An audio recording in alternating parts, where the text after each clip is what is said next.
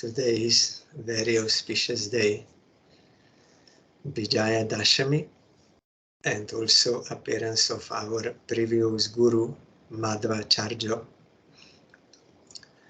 Vijaya Dasami, some say it means the day when Ramchandra Bhagavan killed demon Ravan. Lanka Vijay it is also called. Our Gurudev explained that it is Lanka Vijay means this Vijay word can mean two things. One is victory, one means going to. So our Gurudev saw this from Ramayana. It means when Hanuman came back from Sri Lanka and he saw Sita there. And when he came back, he told that Sita is there. Then Ramachandra and all others there, they decided that they will go to rescue her and to kill Ravan. So this decision to go to Lanka happened today on this tithi. And Mahaprabhu also in Chaitanya Charitamrita it is written, on the day celebrating the conquest of Lanka, here Sai Maharaj also translated in this way, Vijaya Dashami Lanka Vijoyer Dine, Banor Sonya Koila Prabhu Loya Bhakta Gone. On the day celebrating the conquest of Lanka, a day known as Vijaya Dashami, Sri Chaitanya Mahaprabhu dressed up all his devotees as monkey soldiers. Hanuman Aveshe Prabhu Briksha Shakaloya Lanka Gore Chori Pele Gora Bhangiya. Displaying the emotions of Hanuman, Sri Chaitanya Mahaprabhu took up a large tree branch and mounting the walls of the Lanka fort, began to dismantle it. Kahare Ravan Prabhu Kohe Kroda Beshe Jagan Mata Hore Papi Marimu Savangshe. In the ecstasy of Hanuman, Sri Chaitanya Mahaprabhu angrily said, where is that rascal Ravan? He has kidnapped the universal mother Sita. Now I shall kill him and all his family.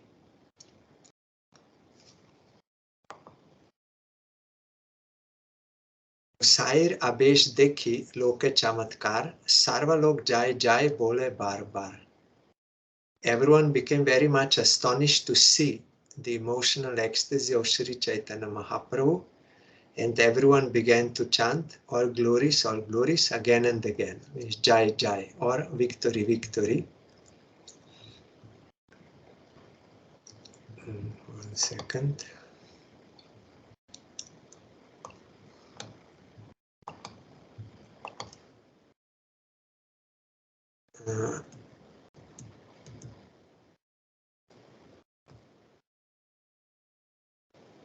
Yes. Mahaprabhu said, our Gurudev told, he ordered everyone, mobilize the armed forces to fight. Then he himself took a branch of tree and this. So our Gurudev explained here, this is devotion, Krodha Bhakta Dveshijana, exhibiting anger to the persons who are envious of devotees of the Lord, or who enrage devotees of the Lord. And another one, Gurudev mentioned, one time Mahaprabhu told to one his servant to go to Navadip to pacify Mother Sachi. She's feeling great separation grief. So Mahaprabhu told him, you tell her that on that Vijaya Dashami day, I really came to eat what she cooked. Actually, Mahaprabhu is always coming, but on that day, he physically also visibly took everything what Mother Sachi cooked, But Mother Sachi was bewildered. She thought that maybe some animal came and ate, or maybe I forgot to cook, everything is empty.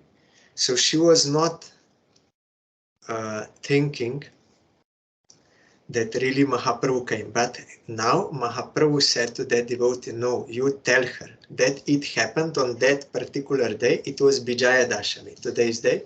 I really came and I ate everything. So you go and pacify my mother that I am always coming to take what she's cooking. That also happened on Vijaya Dasami. So Lanka Vijay Mahamahotsav ki jai. Conquest of Lanka.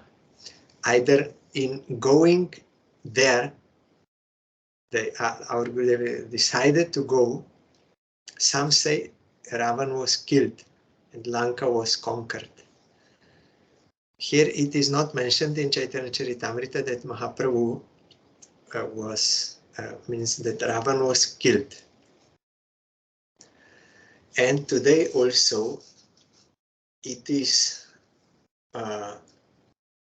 the appearance day of our previous Guru. You will find that verse in Padma Puran.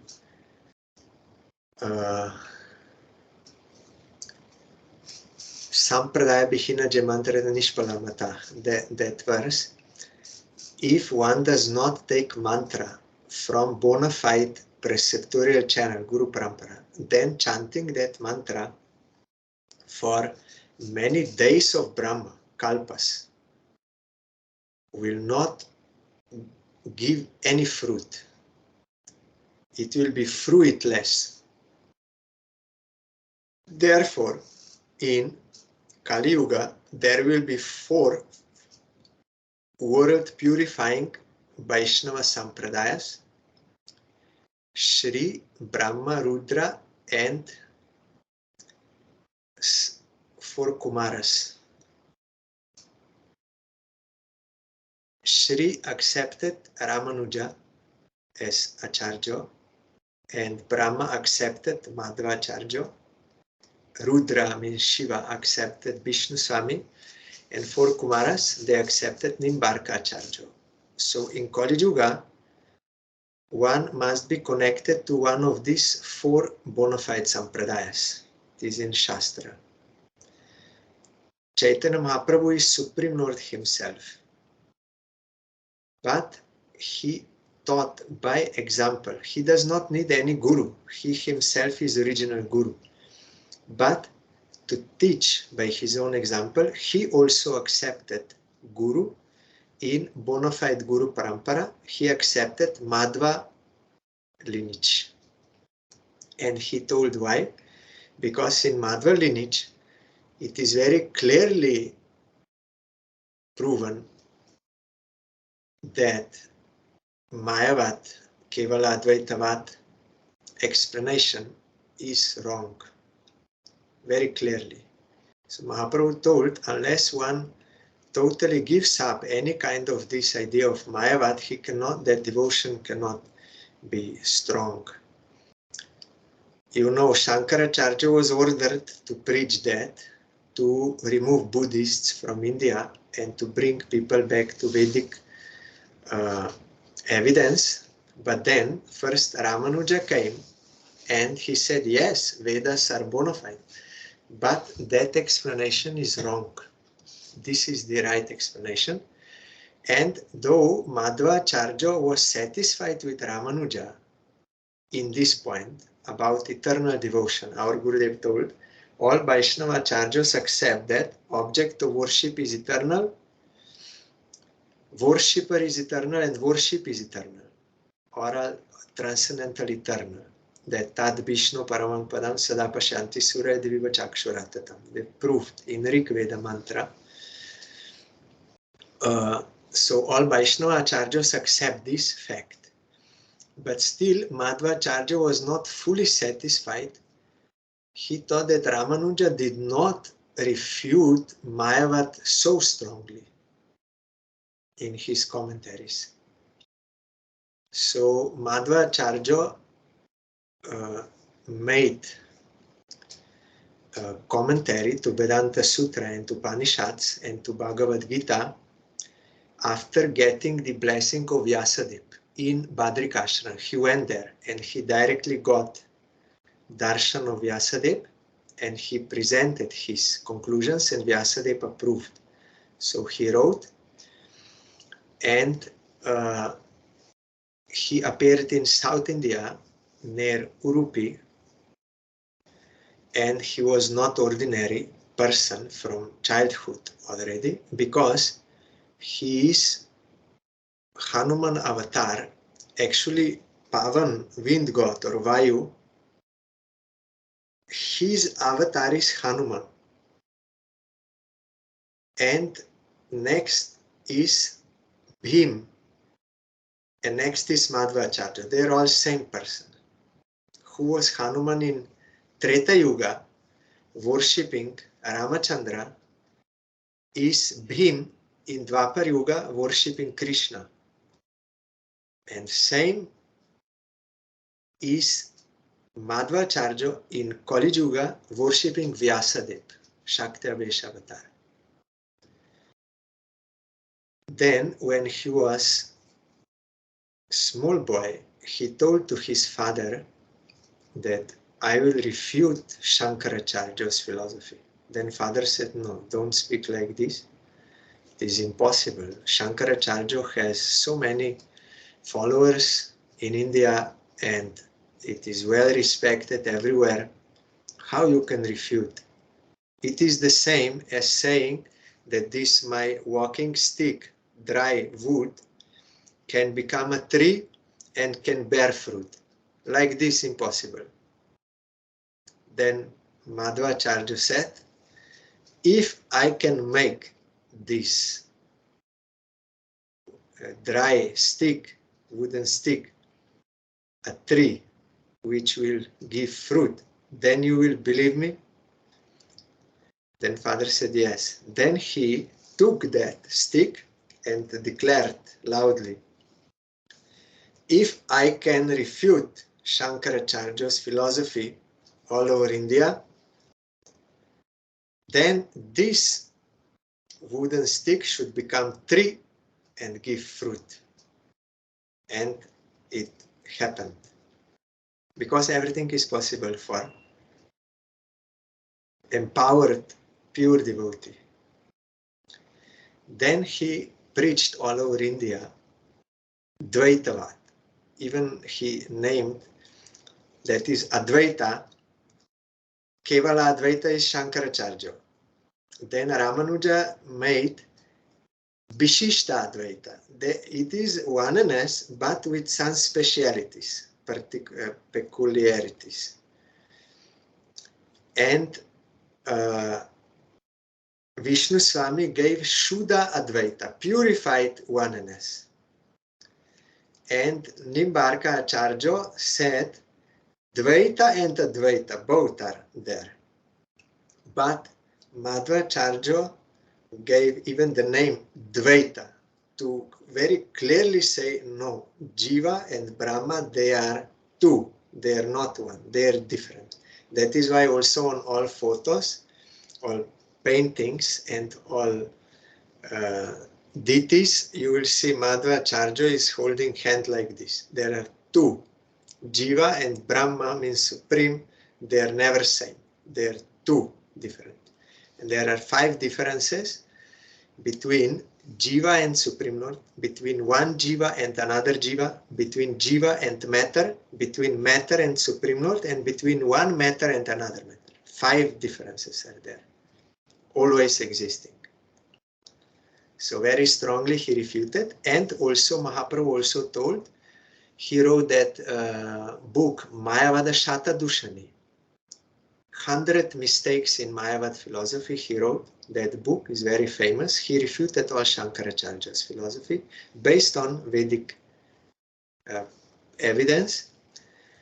And Mahaprabhu also told that another point he accepted from Madhva is that there is eternal worship of deity. Deity is eternal and worship of deity is eternal. And Madhvacharya also, by his own example, such arrangement was made that one ship coming from Dwaraka sank near the beach where he was meditating, Madhvacharya. So somehow that ship not sank, but stuck on some stone below or some sand. It could not move further. Then they saw one sadhu is there meditating on the shore. So they requested him, "Oh sadhu, you please help us." Then Madhvacharya, by some mudras, hand movements, and also by some mantras reciting, he could make that ship move again to the ocean. And they were all very happy. And they said, "Oh, very good. What we can do for you? What service we can do for you?" Then he said, "I don't need anything, but you can give me that Gopi Chandan by which we draw tilak, that is in Dwaraka, Gopi Chandan." And it was a big rock of Gopi Chandan, and said, "How you will carry?" He said, "I will carry," because he's Bhim, not ordinary person, empowered, pure devotee. So he carried that Gopi Chandan by himself, very heavy. But in one place, there is name of that place, that Gopi Chandan broke and Krishna Diti appeared from inside with churning rod. So then Madhvacharya installed him there in Udupi, that is very famous temple. Until since that time, that worship is going on, more than 1,000 years. It is going on, and there are many sannyasis, and that school is there, Tattvavad. So today we are also praying for his grace daily. Krishna hoite Chaturmukho, hoy Krishna Sevanmukho, Brahma hoite Naradero Mati. Narada hoite Vyas, Vyasa hoite Madhva. Vyasa hoite Madhva. So, after Vyasadev, Madhvacharya is our guru. So we are daily praying for his grace, and today also his appearance day. I am remembering his Diti there in Mayapur. Sri Chaitanya Math Prabhupada installed his Diti. Also our Parangurudev installed his Diti in Puri, our mat, and also in our Calcutta mat on the wall there is painting of all 4 Vaishnavacharyas, so Madhvacharya is also there.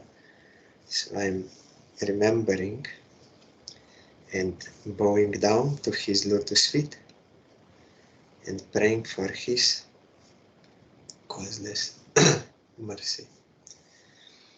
And today is also, yes, this song we sang before, so I want to read the translation. It is by Srila Bhaktivinoda Thakur. O Hari, when will I recognize who is a Vaishnava? The lotus feet of the Vaishnava are a mine of all auspiciousness. I will become maddened by holding them within my heart. The worshipful Vaishnava is always transcendental, without faults, and full of bliss. He has deep affection for Krishna's name. He is indifferent to mundane affairs, and he melts with compassion for the living beings. The Vaishnava is free from false ego, expert in bhajan, and detached from sense objects. He is free of duplicity internally and externally, and he is filled with loving attachment to the Lord's eternal pastimes. There are 3 types of Vaishnavas, Kanishta, Madhyam, and Uttam, and they are distinguished by their characteristics. I have heard from authorities that one should give affection to the Kanishta Vaishnava, offer respectful obeisances to the Madhyam Vaishnava, and fully serve the Uttama Vaishnava. When I recognize Vaishnavas according to their qualifications and thus duly honor them, I shall certainly receive their mercy, which is the source of all success. Bhakti Vinod never speaks to those who, out of envy, criticize the ever pure character of Vaishnavas. Instead, he always remains silent, means does not speak with such a person who misbehaves with Vaishnavas. There are 6 types of misbehavior to Vaishnava. One is to kill, to criticize, and 6 ways. One is also, if you are not happy when Vaishnava comes or you meet Vaishnava, if you are not happy to see him, that is also a kind of offense. One should be happy seeing Vaishnava because Vaishnava is very dear to Krishna. Our object of worship is Krishna, and Vaishnavas, they are serving him and they are very dear to him, so one should be happy seeing Vaishnava. Then, today also is ADHIVAS, that is preliminary function before starting of main function. Tomorrow, KARTIK VRATA starts. If one starts on Ekadashi day, there are 3 options: Ekadashi, Dvadashi or Purnima. So in our mat, we start on Ekadashi. So we start tomorrow. Today is ADHIVAS, one day before. So we have to prepare ourselves for KARTIK VRATA. VRATA means vow. KARTIK is the holiest month in the year, most congenial for spiritual progress. In those years when there is not Purushottam month, otherwise Purushottam month is more. But KARTIK in normal year is the best. That is why Rupa Goswami also wrote in Bhakti-rasamrita Sindhu in explanation of 64 kinds of devotional practices. One is KARTIK VRATA, one has to follow, or also called Damodar VRATA, also called because Damodar Bhagavan is the presiding deity of this month, and Damodar Leela happened in this month on the Pavali day, and when Jashoda tied Krishna, and Niyam Seva Vrata. Niyam Seva means to do Seva of Krishna in a regulated manner, and Urja Vrata also. Urja means very strong or intense, because Urjeshwari is one name of Radharani. She is most intense servant of Krishna. Her devotion is highest, most intense. No one can be like her. So she is named as Urjeshwari.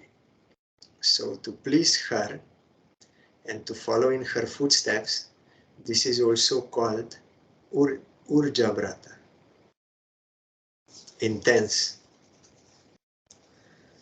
So how our gurus observe this? Srila Bhaktisiddhanta Saraswati Thakur, he introduced this daily Damodar Ashtaka should be sung, and with the meaning, you have to know the meaning, and also offering lamp to deity of Krishna, Radha Krishna, and to hear continuously Shikastaka and Ashtakalya Lila, and along with that also Rupa Goswami's Upadeshamrita. He wrote in that Srila Bhaktivinoda Thakur wrote that book, Bhajan Rahasya. It is his last book. It is a sequel to Harinam Chintamani. In Harinam Chintamani, Bhaktivinoda Thakur wrote about how Haridas Thakur was explaining to Chaitanya Mahaprabhu on his request in Puri about the glory of chanting the holy name, about Nama Parat, 10 types of Nama Parat, then Nama Bhas, then Seva Aparat also, offenses to service of deity, offenses in the service of deity, and in last chapter, 15th chapter, he also spoke about Bhajan Pranali, Haridas Thakur. When one enters into Bhajan Marg, means on transcendental platform, and Guru will reveal disciples eternal spiritual forum and will teach him how he should engage in the service of Radha Krishna in Leela, Bhajan Pranali. So that is there, and Bhajan Rahasya comes as a sequel, means continuation of that last chapter of Harinam Chintamani. But one has to carefully note here. First, one has to come to the platform of pure chanting, giving up all 10 offenses, and giving up Namabhas, and also giving up all other Seva Paradas, Dhama Paradas, Vaishnava Parat, all. Then pure chanting will give us entrance into bhajan on that transcendental platform. So Bhaktivinoda Thakur wrote that book, and in the introduction to this book, Srila Bhaktisiddhanta Saraswati Thakur explained what is meant by bhajan in this context. He said, I saw Srila Bhaktivinoda Thakur, how he was relishing the verses of this book, being overwhelmed with transcendental Krishna prema. I saw him directly. And then he explained, there are 3 types of Vaishnavas, as we just sang in this song, Kanishta, Madhyam and Uttam. So Kanishta Adhikari, he has more attraction to deity worship. He does not worship Vaishnavas because his conception is not yet completely complete. So he's worshipping deity with faith and with awe and reverence. He is God, I am his servant, and he's worshipping. So Archan is also worship. So some people think that this kind of Archan of Kanishta Adhikari can also be called bhajan, worship. It can be, but Prabhupada said not in this context in the title of this book. In this book, what Bhaktivinoda Thakur meant by secret of bhajan is something else. It is when one who performs that Vaidhi sadhana in awe and reverence with the articles of this world and with faith worships deity, considering him as Supreme Lord and himself as eternal servant, and with that awe and reverence he's serving, and also he is not fully realized, he's still misidentifying with gross body and subtle body, so he's doing that worship. But after, when he will become totally liberated from all misidentification with gross body and subtle body, and will enter to transcendental realm, and by the grace of Guru, bona fide Guru, whom he is following with firm faith,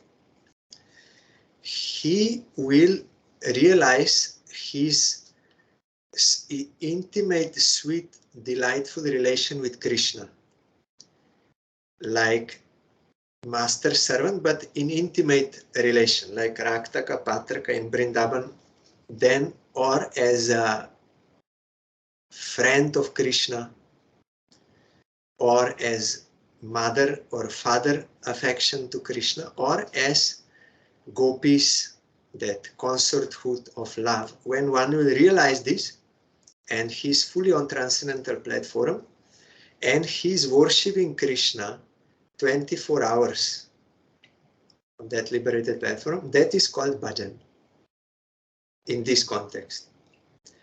And he said, those who are on that platform of bhajan or raganuga bhakti, but in pure form, not ajata ruchi. There are two kinds, before attaining ruchi or before attaining bhava and after attaining bhava. So here it is meant on the stage of bhav. Such devotee also worships deity in this world, but with another mood. So that is why Bhaktivinoda Thakur also gave way how one has to worship, how one will worship deity. It is appendix to this book also, how to worship deity. And so those who have practiced 64 limbs of devotional practice in regulated manner given by Rupa Goswami, after that, Vidhi Marga Rata Jane Swadhinata Ratna Dane Raga Marge Korano Pravesh. He will get that grace of Vaidhi Bhakti. He will be released from all material entanglement, and also he will get freedom from those rules and regulations of Vaidhi Bhakti, because now he will follow according to spontaneous attraction and following certain Brajavasi, whose mood he is very much attracted and he wants to attain that type of service to Krishna in Raga Marg. So that is called Bhajan Rahasya. Such a devotee who is in Bhajan, he is immersed in this Ashtakalya Lila Seva. 24 hours of Radha Krishna Lila, he is serving according to his Seva, according to time. 24 hours serving. And he does not like association of any karmi, yogi, jnani or others. No, because they have other desires. And karmis, yogis, jnanis, they also have no desire or liking for this book, Bhajan Rahasya, because only Vaishnav can always worship Supreme Lord. He knows Krishna, my beloved, is eternal, I am eternal, service is eternal.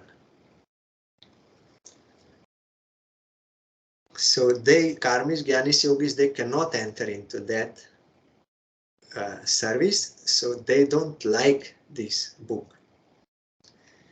But one desireless, modest, devout devotee, being fully liberated from worldly entanglement, is completely released from the association of uncongenial persons, disinclined to serve Krishna and entrapped with ulterior desires.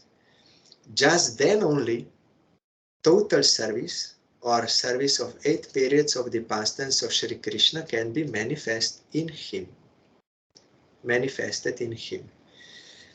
So in one day, there are 8 divisions called yams, and each like 3 hours long, and night has 3 yams, day has 3 yams, and then dawn and dusk also are there. So altogether there are 8 periods. It is possible only for a Vaishnava to worship Shri Krishna all the time, in all respects with profound devoutness. profound devoutness. He's fully dedicated. He's not thinking other things and sometimes yes, sometimes not. No. With wrong conception of self, other than the real self eternally related to Sri Krishna, it is not possible to worship Sri Krishna all the time. And if someone attributes articles meant for the service of Krishna or his prasad remnants like this as material, then also he cannot get devotion to Krishna. Mayavadis, they have such conception. But Vaishnavas having the firmness of the realization of the real self are always in worshipful mood. They cannot do any action except service of Sri Krishna. Then these 8 verses which Srila Bhaktivinoda Thakur is explaining in this Bhajan Rahasya, if Bhaktivinoda Thakur wrote there, if someone will sing these verses and think of them, remember them, practice them, then gradually each this one verse of Shikastaka will reveal one Radha Krishna Lila according to that path. Like first verse will reveal first Lila, end of night Lila of Radha Krishna will reveal. Then second verse will reveal second Lila, like this. And also Rupa Goswami wrote 11 verses of Upadeshamrita that will also be congenial for incessant bhajan, because we have to follow those instructions. They are actually by Chaitanya Mahaprabhu, but expressed by Rupa Goswami in his own words, as we will hear. So that is also important to practice. Srila Prabhupada, or Bhaktivinoda Thakur, I don't remember, but I think Prabhupada, he wrote, the Sahajiyas, they are very much afraid of Upadeshamrita. They think it is like Yamaraj, god of death. Why? Because there is mentioned you have to control the senses. They cannot be unrestricted in enjoyment, and there are certain things which are uncongenial to devotion which you have to give up. Yes, it is true that in the last 3 verses, glory of Radharani and of Radhakunda and service of Radharani are mentioned. That is true, and that is highest, no doubt. But we have to see clearly how to attain that. We have to follow all the verses of Rupa Goswami. They are of Chaitanya Mahaprabhu. So sincere servitors of Guru will always discuss these verses, being completely relieved from the influence of material time, space, and so-called deserving or undeserving persons of the world. Srila Bhakti-Siddhanta Saraswati Thakur is saying. So this is during Kartik Vrata, Prabhupada introduced this, that daily Shikastaka is to be heard and practiced, all 8 verses, and songs which Srila Bhaktivinoda Thakur wrote explaining those verses of Mahaprabhu, and along with that also 8 songs of Radha Krishna Lila in brief.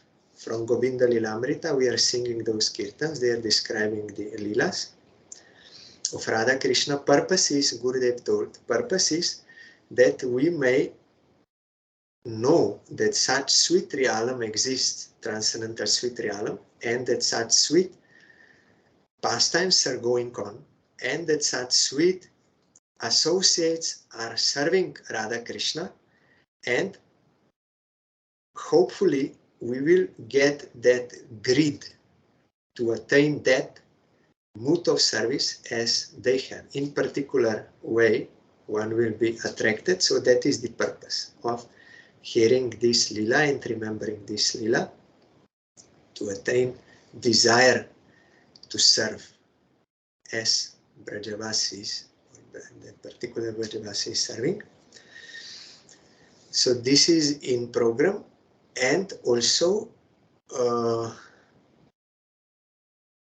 Srimad Bhagavatam, it is stated in Hari Bhakti Vilas that it is most auspicious during Kartik time to read Gajendra Moksha in Srimad Bhagavatam, the rescue of Gajendra. Why? What is the purpose? Because here complete unconditional surrender is expressed by Gajendra. That is the basis of devotion. Without this basis, there can be no devotion. One has to completely surrender to Krishna, knowing I am of him. So that Lila, and last 3 years, I could not go to India, so we observed here. We went through Gajendra Moksha in these online sessions. Upadeshamrita and Shikastaka and Bhajan Rahasya book I was reading separately, and Kirtans. So this year I thought we may, in these online sessions, go through Shikastaka with the commentary of Srila Bhaktivinoda Thakur and Prabhupada, and also Upadeshamrita with commentary of Bhaktivinoda Thakur and Prabhupada, as we do in our mat in the afternoon.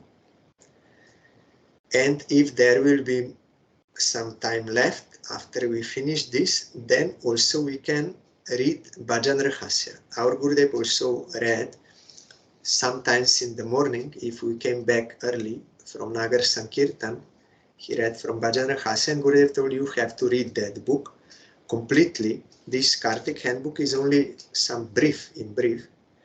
So we'll see how time will go. But in your own time, whenever you find time, at any time of the day, there is no restriction. You have to read that Gajendra Moksha, Bhagavatam. And when you finish that Gajendra Moksha, then Damodar Lila from 10th canto, how Yashoda bound Krishna, and then how also he released that 2 sons of Kuver, Nala Kuver and Manigrif. We are singing in Damodar Ashtaka, Kuverat Majo Badamurdeva Jadva, Tvayamuchito Bhakti Vajo Krita Ucha, Tata Prema Bhaktin Swakame Prayacha, Namoksha Grahom Esti Damodariho. That up to that point of liberation of them also we have to read. So, and offer lamp to Diti and Tulsi Parikrama. And there are some diet restrictions during Kartik VRATA. Knows all what is already for Chaturmasya, like eggplant and other things they are mentioned.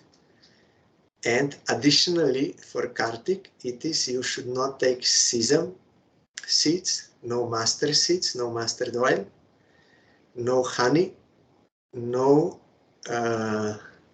urad dal. I think you can find there in that list. And also nothing like you should not go after taste. It is also mentioned by Gurudev. No any tasty things. Means you should not try to enjoy now during Kartik. Only simple prasad. Some devotees, they are following like only khichdi whole month. Some are only taking milk and fruits. So Kartik diet should be very simple. Not making feast and enjoyment, except Govardhan Parikrama for Krishna's service. Govardhan Parikrama means Govardhan Puja, and for that purpose. But otherwise, any tasty things also are prohibited. Means you should not enjoy. Should be some restriction. So we will pray for the grace of Nrishinga Bhagavan and Panchatattva and Mahamantra. Now after recording we'll stop on ADHIVAS. Today is this ADHIVAS, so that by their grace all obstacles should be removed and we can really perform Kartik VRATA for the satisfaction of Krishna, accepting all the Niyam Seva, all the rules and regulations of Kartik VRATA. By their grace and Gurudev's grace, we will pray so that we can perform for their satisfaction. And tomorrow we will start, and after